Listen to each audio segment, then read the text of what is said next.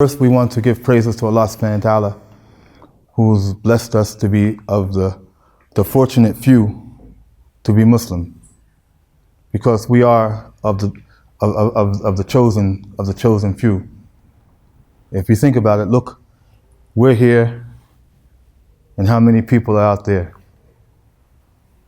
You see, so Allah subhanahu wa ta'ala is definitely He's blessed us to be Muslim, to know of His oneness, because we have so many people who swear that He's three in one, and they say, unless you're saved by the blood, right, that you're not going to go to paradise. And that's totally opposite of what we believe in our Tawheed, in our understanding of Allah's oneness. Totally against what they believe. My brother can tell you the first commandment, where it says, I am the Lord thy God, thou shalt know the gods before me. Thou shalt have no graven images of me that are like to the heaven or the sea below, for I am a jealous God. This is what it says, the first commandment. So you see, they have the first commandment, they have the truth, but yet, you know, if you were to ask my mother, she said, no, Jesus. I said, Mom, but Jesus is not God. Yes, Jesus is the Son of God. And would swear on it.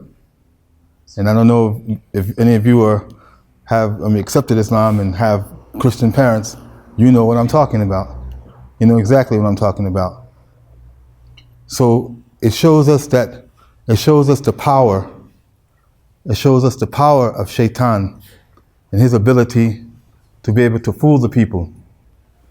Now, so we give thanks to Allah subhanahu wa ta'ala for allowing us to bear witness to His oneness, because that's great.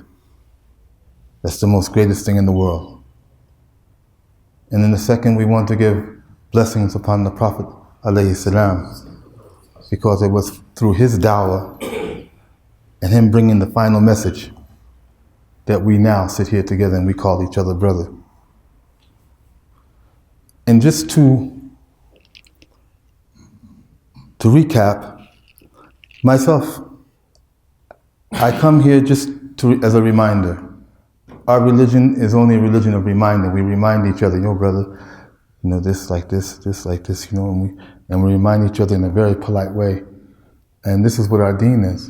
It's a deen of reminding, to remind each other every now and then, because we forget.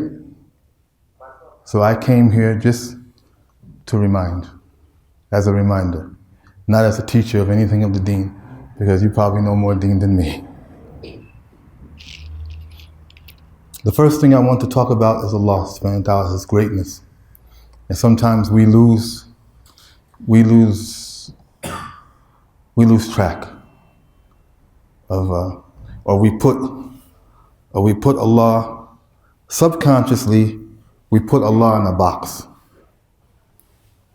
Like the Christians put Allah on the cross, A'udhu billahi minash shaitanir rajeem, or the Catholics, A'udhu billahi minash shaitanir rajeem, in their book for the catechism, there's a picture of God, white, white, long hair, long beard, with a stick. And that's what they say. They draw a picture of God. SubhanAllah. So Shaitan through his whispers and man through his ignorance, we do the stupidest things. My mother used to say, stupid is what stupid does. We do stupid things, man. Allah subhanahu wa ta'ala, if you take this earth, I think the largest mountain in Africa is Kilimanjaro. That's the largest, how many? MashaAllah. And we see that greatness, yeah? And in the deepest valley, I don't know what's the deepest valley here in Africa. I know in America it's the Grand Canyon.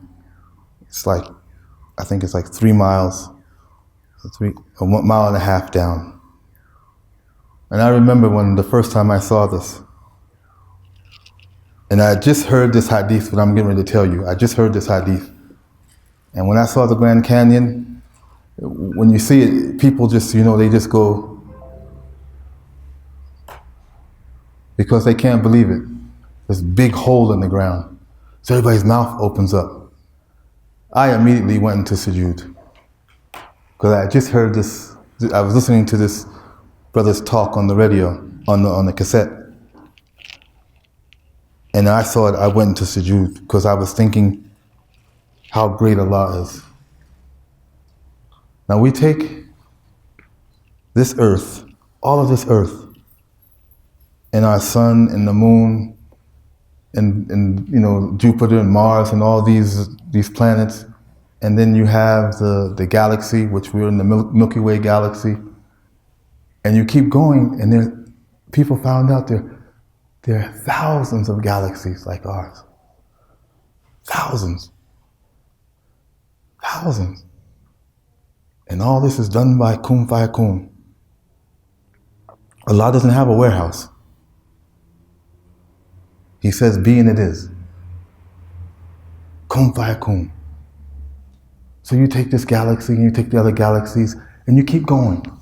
Keep going up, keep going up, keep going up, keep going up, keep going up, keep going up, keep going up, and you pass all these galaxies and you just keep going up. Till you can't go no further. And then you come to the first heaven. And we know we have 7 heavens. And the distance between the first heaven and the second heaven is 500,000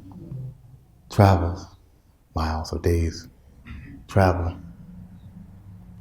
And between the second and the third is another 500,000. And of course, each heaven gets larger and larger and larger as it goes up.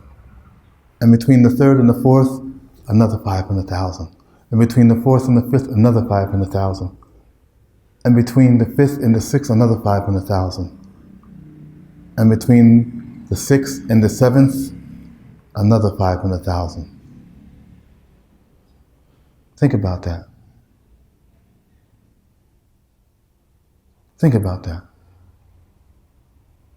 And we all know Ayat al-Kursi, right? And we know, what is the Kursi?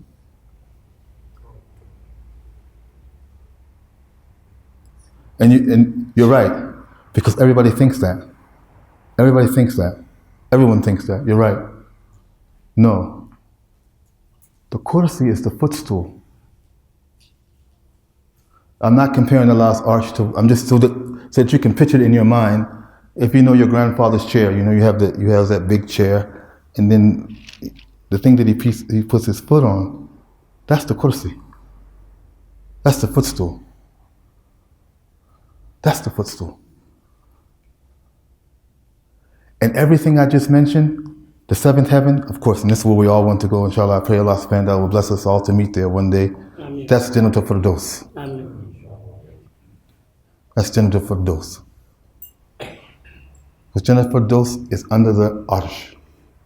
The Arsh is the throne of Allah subhanahu wa ta'ala. Now my brothers, now stay with me right now.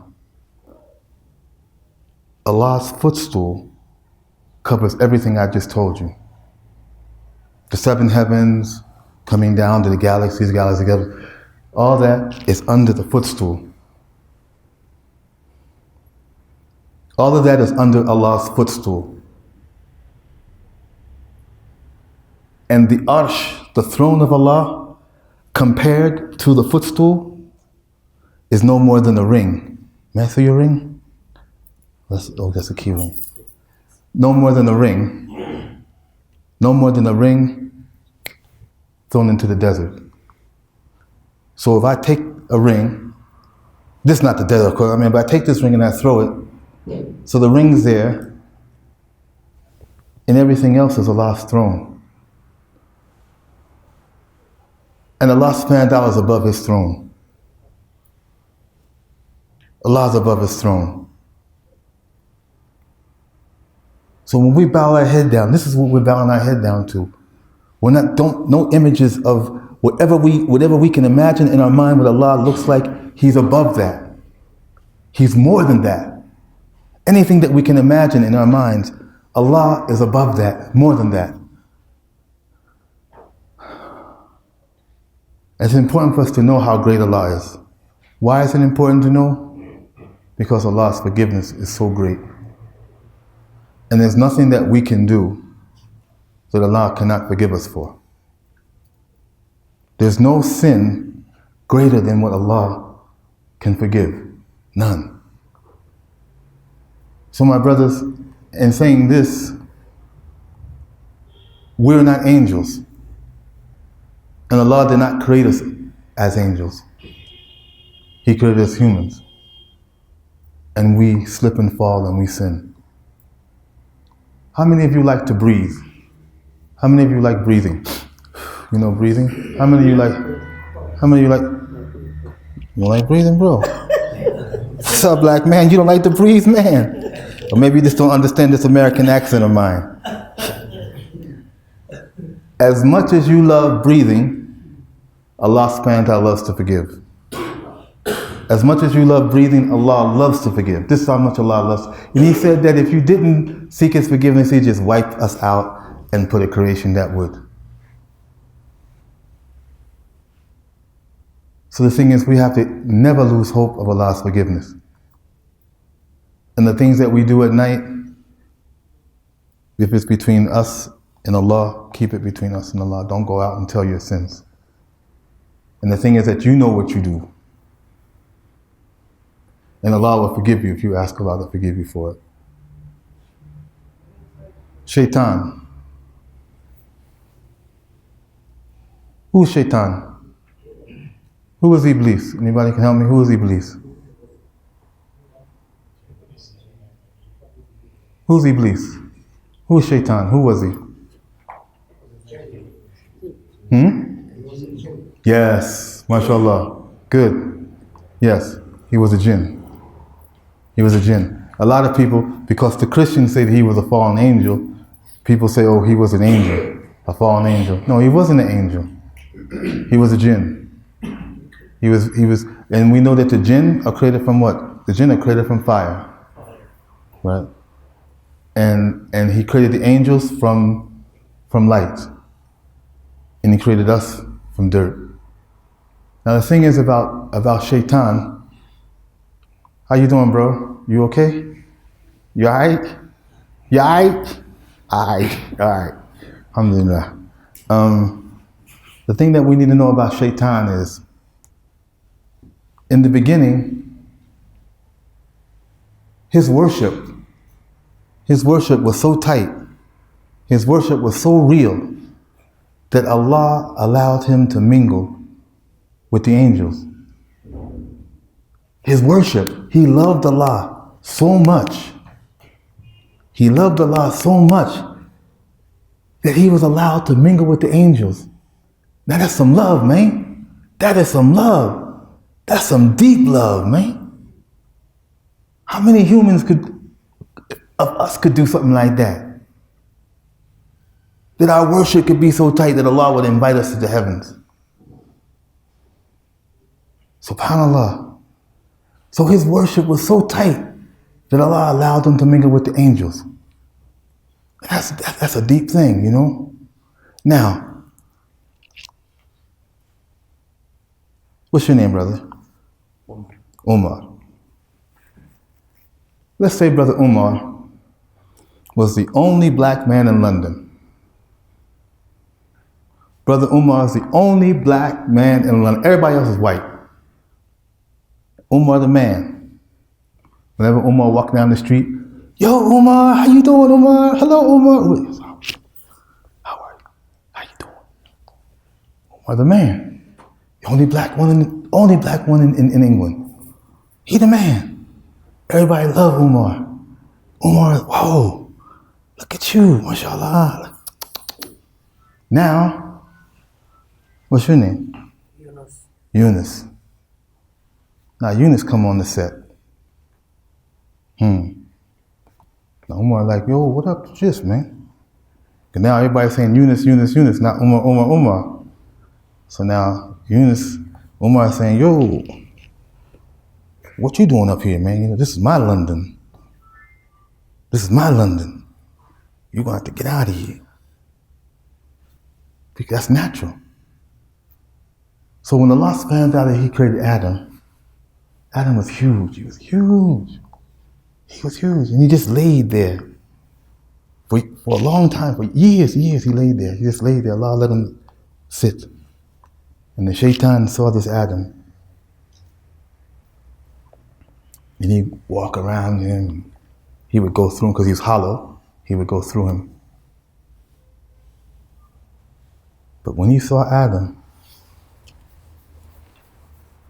that hate, that envy started growing in his heart. To the point when Allah blew His spirit into Adam, He told His creation to bow down to Adam. And all the creation bowed down but Iblis. Iblis said, no, not me. He said, you created me of fire and you created him of dirt. How do you expect me to bow down to him? I'm better than him. Now, my brothers, you come from a country of apartheid that was based on that system that I'm better than you. So therefore, you know, this is for us, this is for them, this is for them, this is for them, and this is for you. The system was based on that. And how long did they have this system? Myself, I come from America, and I'm sure you know the history, how I'm black. I call myself an African American. But if you ask me what tribe you come from or where you come from, I don't have any idea. I don't know. I just know 300 years of slavery that my family went through. And I have, in the back of my head, I have some psychological damage. And so do you from this apartheid. Even though you don't think you do, you do. And the thing is, my brothers, we have to learn to love who we are. We need to learn to love who we are. We need to know that black is beautiful. There ain't nothing wrong with being black, or colored, or tan. There's nothing wrong with that. And the thing is that we want to try to be so close to being light or being bright or being white. We forget about who we are, and we no longer love ourselves. And you say, who this joker from America come tell us something like this? Look at your statistics here in South Africa, here in Joburg, the black on black crime. And it's just the same in New York or Philadelphia or California. Black on black crime is up. And why is that? Evidently it's because we don't love each other, man. Because you ain't gonna kill somebody you love.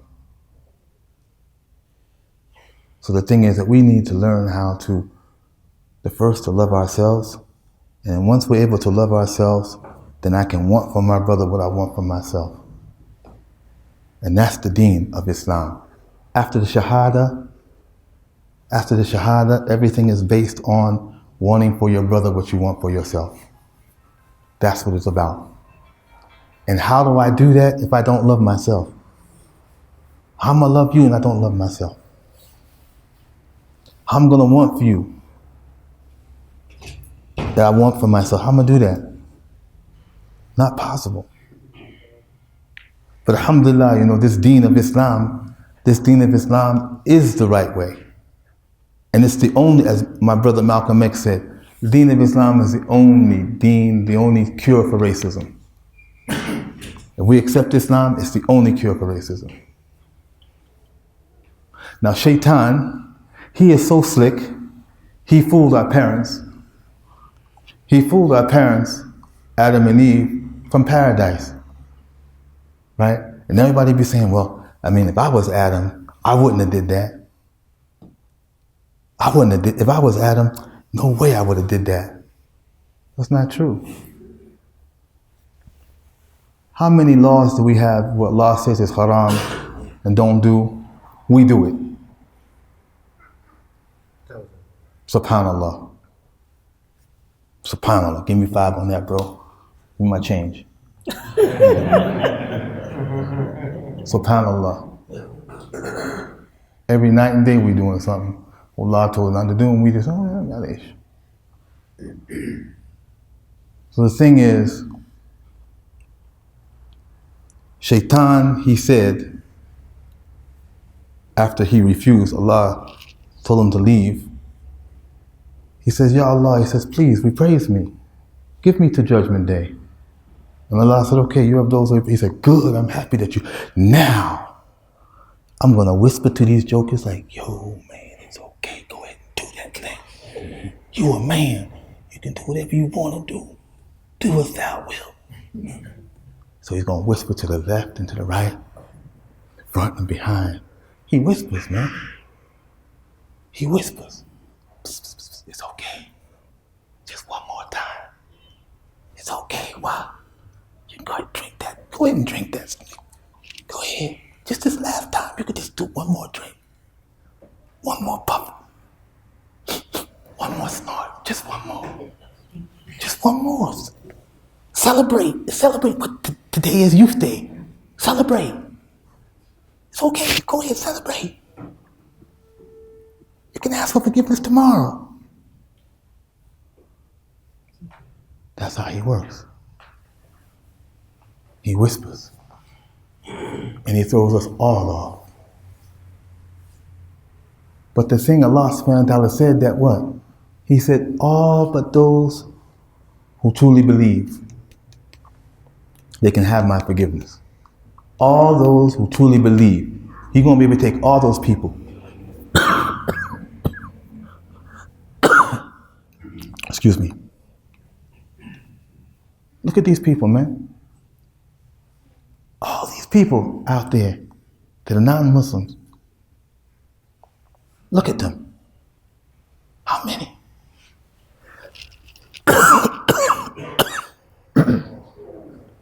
Excuse me. How many? How many? How many out in the streets? Lost. Totally lost and turned out, man. And they live on the whispers of Shaitan. Shaitan whispered to them and they, oh, that's a great idea. Now I can go do this and do this and do this, and I can steal this and do this, and I can do that, I can sell this. I mean, great ideas that they think they get from the Shaitan. And it's what he does. Because he said, Ya Allah, I'm going to show you this man. I want to show you how grateful this man is. How many of us give thanks to Allah subhanahu wa ta'ala for the things he's done for us? The fact that we can breathe, the fact that we can see, the fact that we're alive. SubhanAllah, the fact that we have our health, we have our eyes, we can. Allah deserves all praises, all thanks. But then we forget. We tend to forget. See, as humans, we tend to forget. We forget. So I say, my brother, you love Allah? You love the Prophet Muhammad? Yeah, I love the Prophet Muhammad. Yeah, I love the Prophet Muhammad. I love him. I say, yo, bro, did you read the seerah? Did you read about the Prophet's life?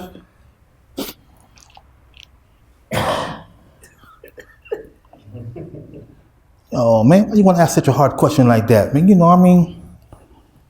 I was little, I read about the Prophet Muhammad. How you going to love the Prophet if we don't read about him? We don't know about him.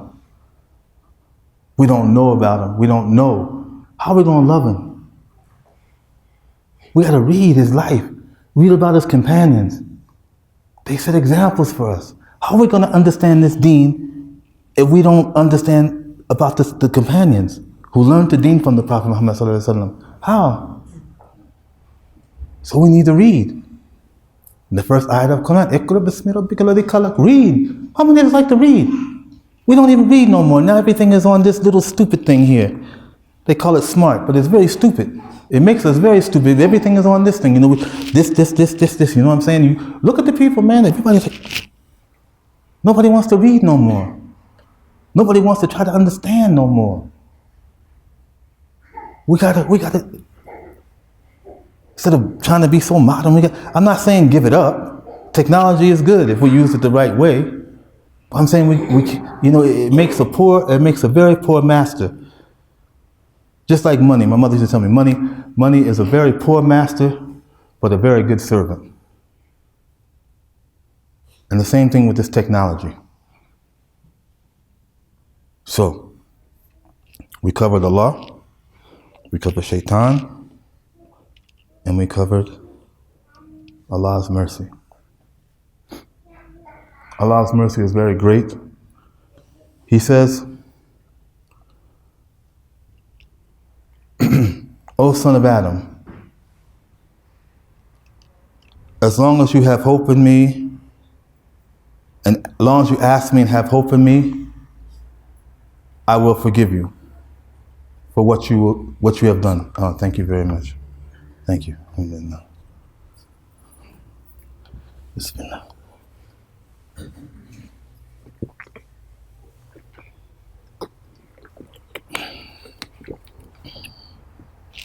O son of Adam, as long as you call on me and have hope in me and ask me for forgiveness, I will forgive you and I will not mind. O son of Adam, were your sins to reach from the earth to the sky, anana sama, that means way up to the sky. And were you to turn to me and ask for forgiveness, I will forgive you. O son of Adam, if your sins were to be if you were to commit an earth full of sins and turn to me, not associating partners with me, I will forgive you with forgiveness as near as great as it.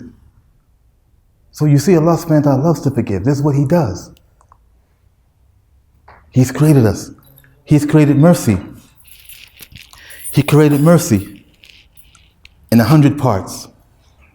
He created mercy in 100 parts. And you cut it up. He placed one drop of mercy on this earth.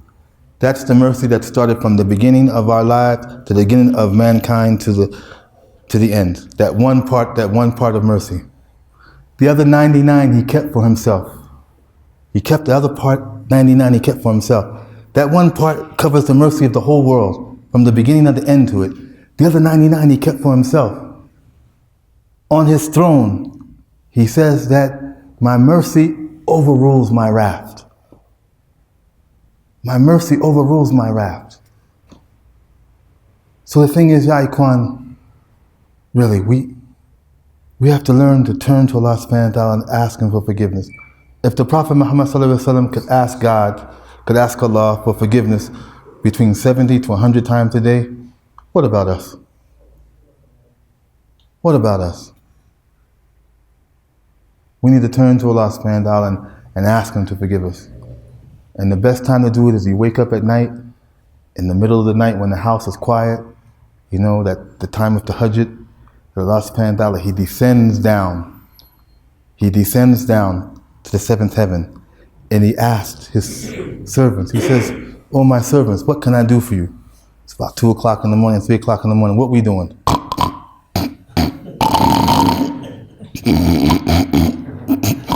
We're sleeping. We need to get up. We got a problem. Take it to the rug. If you got a problem, take it to the rug, man. I tell you, the most beautiful thing about Islam, when I accepted Islam, it was like when you're pumping weights and you got that last one, right? That last one is so heavy. It's on your chest, When I accepted Islam, it was like, I could breathe, man. Because now I can be kind. I can be kind to my brother and not be a chump. I can cry and still be a man. I can put my head down on the ground and beg Allah and know that He's listening. How many gangsters going to be in heaven? How many gangsters going to make it to heaven? How many of these rap stars, Tupac Shakur and Toop Diddley and Snoopy Dogg and all these other people, these silly names. How many of these jokers going to make it to heaven unless they turn to Islam? There's so much dunya, man. And the thing about the dunya, I got 3 more minutes. The thing about the dunya is you can't take it with you when you go. You can have a big house, you can get that Mercedes or that BMW, you can have a beautiful wife, you have kids, you know what I'm saying? But when you die, that beautiful wife of yours, if she's real beautiful, she's gonna get married to somebody else. That BMW gonna go to your son. That house, she'll probably sell it. And all you're gonna be left in your grave. And when the angel of death, after the angel of death comes and you're in your grave, and the angels come and ask you, who is your Lord? Min Rabbuk. Min Rabbuk. Are we going to be that man to be saying, honey, I remember what the people used to say. I remember. Just give me a minute. And then, boom! Hit you with that hammer. Your head splits. Then it comes back.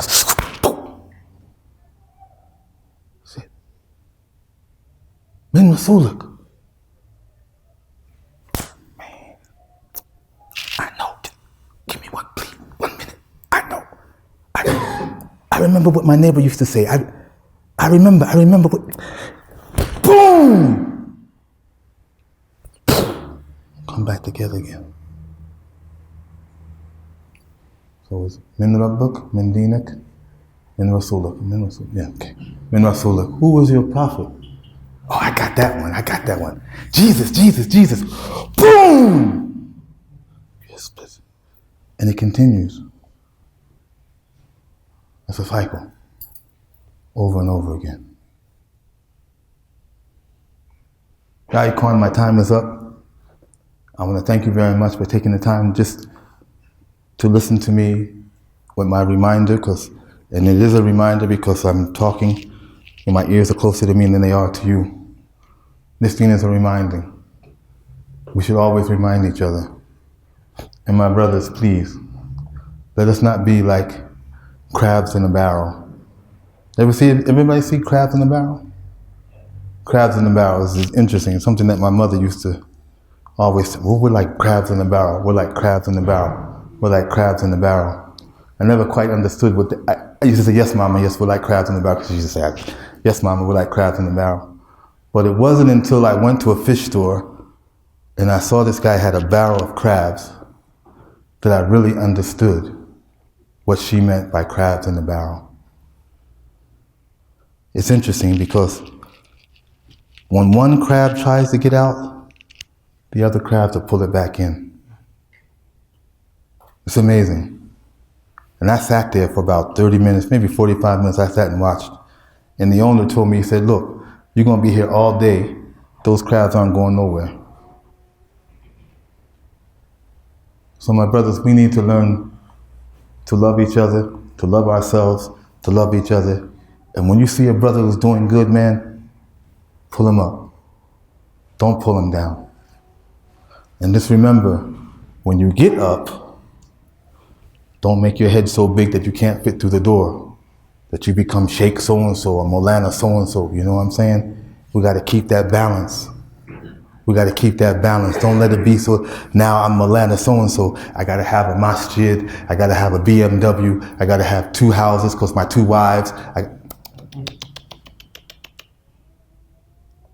You got to remain humble, brother. Because we know that anyone with pride in his heart, when he dies, anyone with pride, even this much pride, this much, it's going to be like trying to put a camel through the eye of a needle.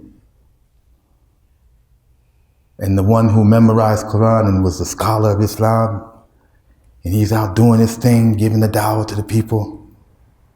And Allah said, why Why you do all that? Ya Allah, I did it because of you, because I wanted to praise you and bring the people to Islam. He said, no, you didn't. You did it because you wanted the people to say so-and-so and so-and-so about so-and-so and so-and-so, and you were so-and-so. And he drags them to the hellfire. This man was Hafiz of Quran, knowledge of Islam. But we have to have sincerity. The best way to give dawah is through our character. That's the best way to give dawah. That is the only way to give dawah, through our character. How do we talk to the people? How do the people see us? Were we kind to the people today? Did I give sadaqah today? Not one day should go by that you don't give sadaqah. Even if it's not money, it's a smile. If it's not smile, it's moving something from the road. It's making the 2 rakats after Fajr, just Shuruq, or Salat al-Duha, those 2 rakats. It's remembering Allah subhanahu wa ta'ala. Ya Ikhwan, let's learn to love ourselves, man. Really. Let's learn to love ourselves so that we can love for our brother what we want for ourselves and spread this deen, because it's your responsibility to spread the deen. Don't let it be on Yom Qiyamah where you had a maid or you had somebody at your job that you never told them about Islam. He died. On Yom Qiyamah, what do you think he's going to do? Ya Allah, I know Muhammad. I know him, and he never told me about Islam. He never told me nothing about Islam. It's his fault. Why are you taking me to hell? It's his fault. A drowning man will reach for a leaf to save his life. If a man knows he's going to go to the hellfire, what do you think he's going to do? Alhamdulillah. Thank you very much, Ya Ikhwan. Thank you for allowing me to share my little knowledge that I have in words, and I hope that we're able to come back again and we'll meet again, inshallah. Keep a 2 P's. I keep my 2 P's. Always keep my 2 P's, my promises and my prayers. I promise I will pray for all of you. Of course, I don't know your names, but I do remember this place here, and I do remember what I did here. And I'll ask Allah to bless you when I get back to the Haram. When I get to the Kaaba, inshallah, I will remember you. And I only ask that you pray that I can get back to the Kaaba. Inshallah. Subhanaka Allahumma bihamdika wa ashhadu an la ilaha illa anta wa astaghfiruka wa atubu ilayk. Thank you very much. Are there any questions? I was told to ask if there's any questions. Anybody has any questions? Yeah, brother. You mentioned that the gift of character is how many people accepted Islam. Right? Say again? You mentioned that through character, Yes. a lot of people accepted Islam during that. During what? Through one's character. Yes, through one's character, yes. Yes. If this is the case, then why do people in Makkah never accepted Islam is what they did in Medina? Why is Medina better than Mecca? Is that what you're asking? Yeah, because our Nabi Sallallahu Alaihi Wasallam had the best of character in Makkah. Mm-hmm. But the people there were minute, were like small compared to the people in Medina. So why was this that the people in Makkah never accepted, even though he had the best of character? Now, that's a good point. Most of the people in Mecca were from his family, right? Most of the people in Mecca was Abu Lahab, Abu Lahab, and Abu Talib, Abu Jahl, right? They were all family, and there were the family was one, but 2 different parts of the family. He came from one part. It was a jealousy thing, a crab in the barrel type thing. And even though, right, because they called him they knew. Remember the one time he came and he called the people together and he said, look, if I told you there was an army behind this mountain ready to attack us, would you believe me? And they said, yeah, you're the Amin. Yes, we will believe you. He said, well, let me tell you that Allah subhanahu wa ta'ala sent me with a message of Islam. Yeah. Get out, we don't want this stuff. And you'll find that when you're giving dawah, the hardest people to give dawah to is your family.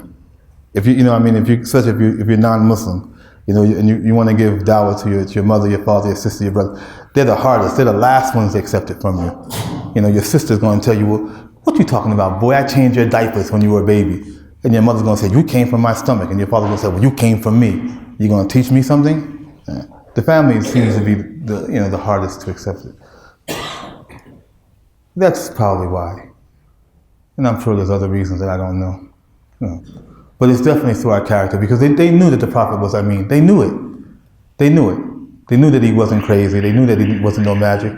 It was just jealousy and hate. And that's the same thing I'm talking about now. We get a brother who's now, we get this brother, he's the Imam, and like now before he was okay, and so now he's the Imam. Now everybody has something to say about him. Oh, look at this guy. He wears his thobe all the way up here, and he recites Quran like this, and we just pick, we just pick things, man. Try to bring him down. Alhamdulillah. Any other questions? Yeah. What recommendations would you give to people doing da'wah in this country specifically, and maybe you can assist us with our efforts? Okay, the best thing to do, I can't keep saying it over and over, it's your character, it has to be your character. What I would suggest, what I usually do, when I was working in the hospital, I would pick a project. A project means I would pick a person who, has some softness in his heart, some character, his character is not, you think, maybe if you talk to him about Islam, Allah will bless him to accept Islam. And that's the other thing, to remember that we have to know that it's not us who bring the people to Islam, it's Allah subhanahu wa ta'ala who blesses the people, man. Right? And Allah told the Prophet Muhammad that, because he was feeling sad. He was saying, these people, why are they not accepting my deen? Why are they not accepting this deen? Why? Allah said, Muhammad, if I wanted to, right? If I wanted everybody to be Muslim, I would have made them Muslim. You just give your message, and I'll give the deen to those people who need it.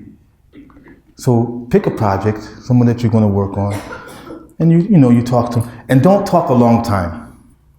I talk too long. I talk 30 minutes, 35 minutes I've talked now.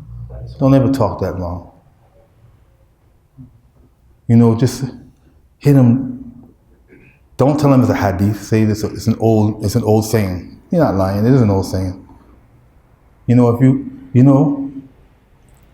you intend to do something, if you have the intention to do something good, you get blessings for it. And that if you intend to do something good and really do it, you get blessings for it. You know that? And subhanAllah, if you intend to do something bad and don't do it, you get blessings for it. Isn't that sweet? Yeah, that's what I believe. That's what my mother told me, man. I'm leaving with that. A couple of days later, he's going to come back and say, you got anything else? I like that what you told me last time. You got something else to tell me? And you just go fishing, you just keep throwing the bait in, try to pull them in. Inshallah. Now. So the thing is our character. We got to keep our word. You got to keep your 2 P's. If you promise somebody, keep your promise. If you promise your daughter you're going to take her out to the park, take her out to the park, or don't promise. You promise your wife that you're going to do something for her, talking about wives. Ya Ikhwan. These are our sisters, man. These are our queens. She's your partner, man. She's your partner. Prophet Muhammad ﷺ never hit his wife. Never. And we shouldn't do it either. We should be the most humblest person to our family, man. Your wife, your mother, your grandmother, she loves to hear, I love you. So if you appreciate anything, this one little thing that I said, you go to that person, that female person that's special to you, your mother, your wife, or whoever it is, and you kiss her on the hand, you tell her how much you love her. Because we don't do it enough. Alhamdulillah. Any other questions? Yes. Yeah, brother. Like me, I got a problem with all the whole family. I am the only Muslim in my family. Ouch. I know that feeling. I feel your pain. I feel your pain. Most of my family members, they denounce Islam. Some of them say you are a Satanist, you worship idols. So when I came to them, I said, you are the one who worships that you don't know. No. I worship what I know. Because Islam, it means total surrender and submit to the will Yes, it does. of the Most High. So when I grew up in a Christian community, but later on, when Islam came in my mind, I left them. So still now, they still denounce Islam and say it's Satanism, you're not worshiping the real creator, you're worshiping other things the other way around. So what do I need to do to such characters? Because sometimes I think maybe I need to cut short that I will never be with them. No, no.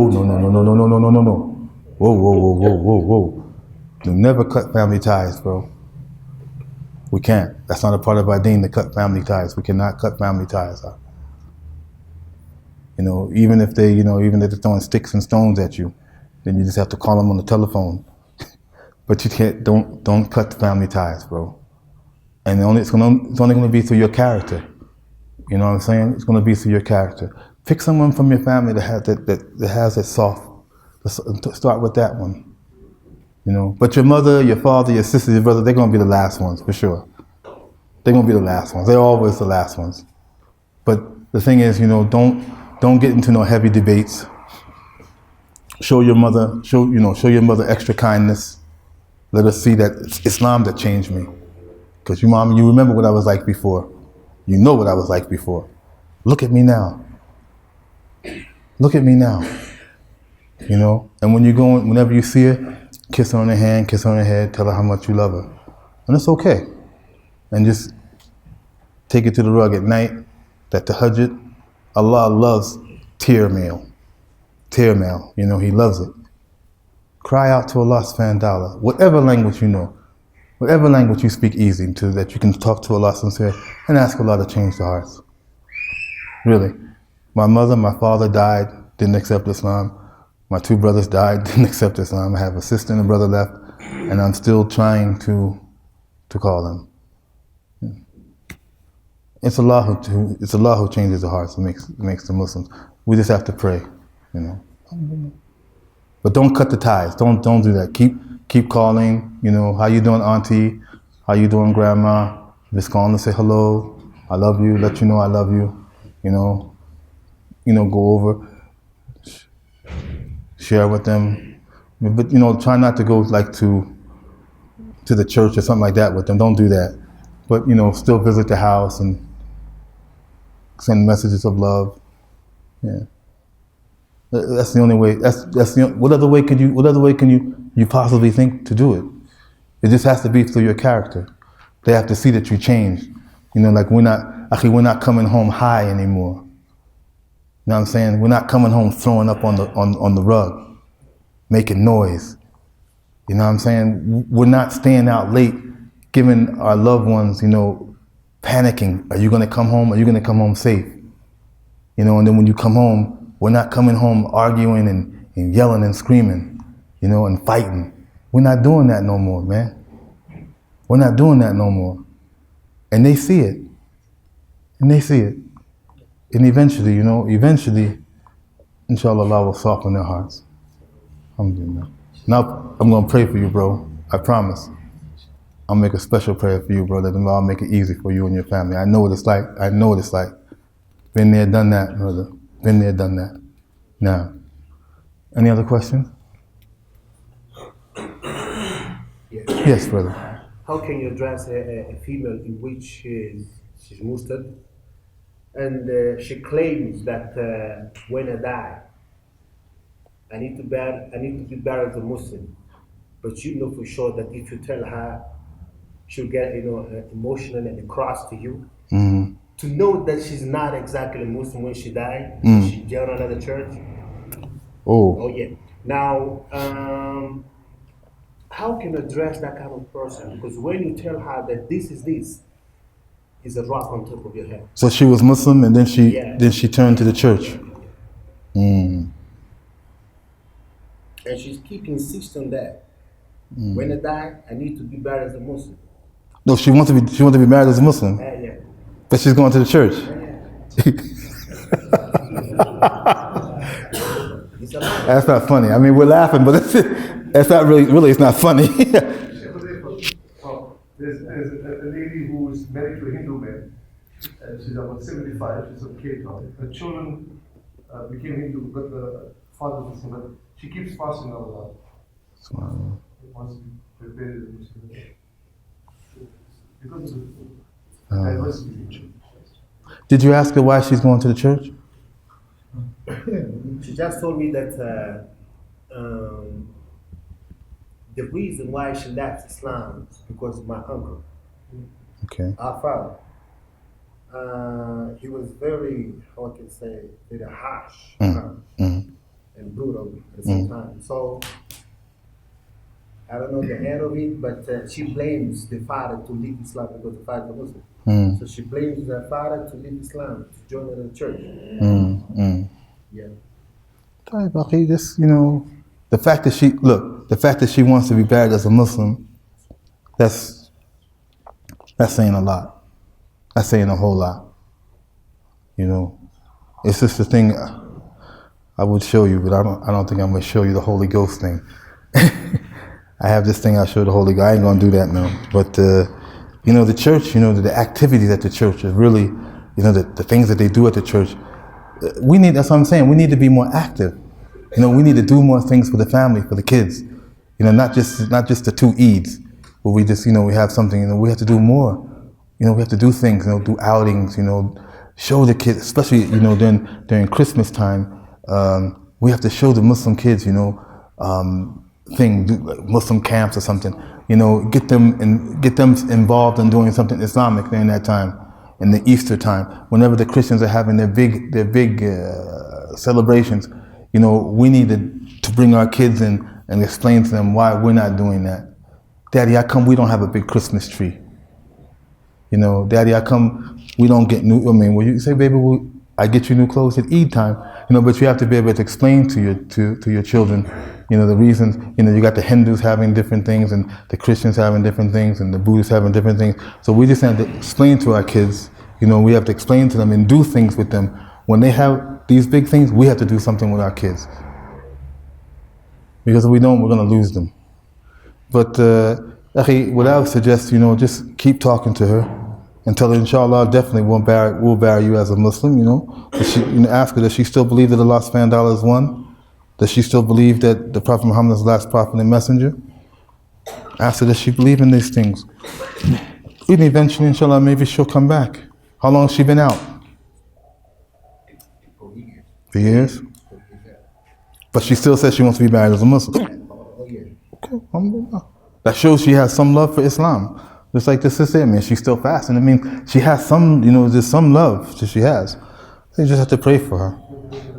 The point you stress on, you should keep Muslim company.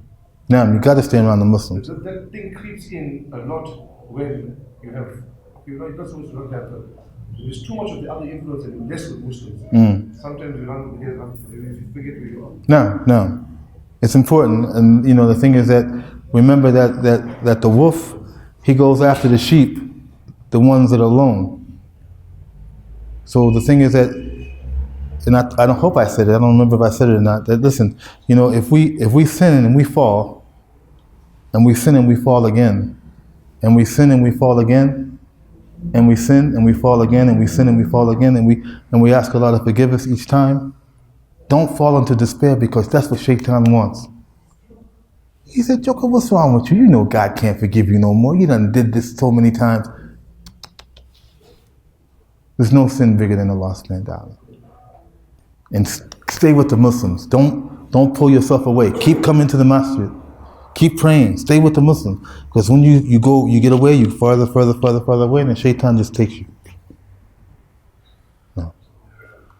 Yes, bro. I thought in addition to the brother, you see, it was through the frustration why the woman left the Christian community. But otherwise, she is still a Muslim. If my brother here would make the dua for her. She will return to Islam. Since she says she wants to be married as a Muslim, it means she is there through frustration. But she is a Muslim. At the same time, when our brother stands at Tahajjud and say, Ya Allah, this woman, she is a Muslim. A Muslim, born Muslim, will die Muslim and will never change despite the frustrations. Indeed. So when we make a dua, the woman returns to Islam. Did you ask her why she wants to be married as a Muslim? Over and over I asked that question, but she just said that I do believe that I'm still a Muslim. But they keep telling her that no, you're not. The moment that you join another church, you completely erase yourself to be a Muslim. Completely. So right now you have to come back to Islam. No. Recite Shahada and forsake that whatever you just believe right now. No. But it was like putting an oil in the back of water. Just bump it to her head and went back. Inshallah, just pray for her, Akhi. Inshallah. We'll just pray for her, inshallah. Yes, brother. In terms of pride,ness, can we do a specific action where pride,ness can come up from us? Say again? Prayers? In terms of pride,ness. Like Pride, yeah. pride. So can we do something, specific good action where pride can come up from our heart? Yeah, Akhi, I do it all the time, Akhi. I move things from the road. If I see something in the road, I move things from the road. When I feel myself getting, I remember, I sit and I remember who I am, and I remember the time that I did something stupid. I'm constantly, it's a battle, jihad an-nafs. That battle of self, But just, trying to be humble, not wanting to be so gangsterish, not wanting to be so tough, what I'm saying? You gotta fight that feeling. Just do small things. Do small things, and inshallah those things will become big. Give sadaqah, man. Giving sadaqah works miracles, really. And if you can't give a rand, give a smile. And move something from, just do things that that will humble you. Do things that that I really don't want to do it. You see that piece of paper on the ground, and you say, "Nah, I don't want to pick it up."